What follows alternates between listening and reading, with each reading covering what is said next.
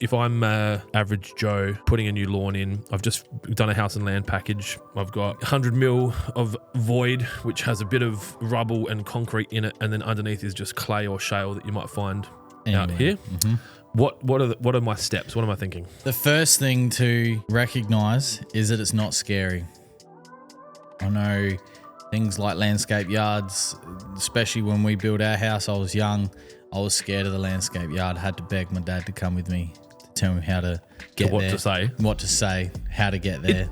On that, it is funny because I do acknowledge that landscape suppliers yards can be daunting. It's not their fault. It's just what it is. It's just what it is. But it could be a good thing for landscape yards to think of is how to make it more inviting and welcoming and supportive, especially for people that don't do it on the daily. Correct. The customers can be part of the problem. Mm-hmm. The guys that park their car in stupid spaces. I didn't want to be that. That's the main thing. I didn't want to be that person. Yep.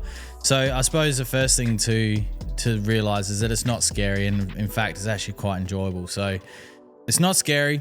If you haven't got your concrete down yet, even better. So the first thing you want to do is put on Facebook, on your local groups, someone that can come and remove either rubble, void, soil, clean fill, building, whatever. You want to remove as much of that, I suppose, soil that the builder's left over. They'll scrape it, they'll make it look flat, but in reality, it's garbage.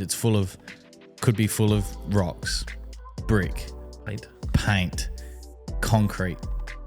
Electricians' clippings. 100% electricians. I found a tape measure in my backyard when I was working in there and trying that helps. Yeah, it was broken, but okay, so it didn't measure up. Rebarb, like all of that.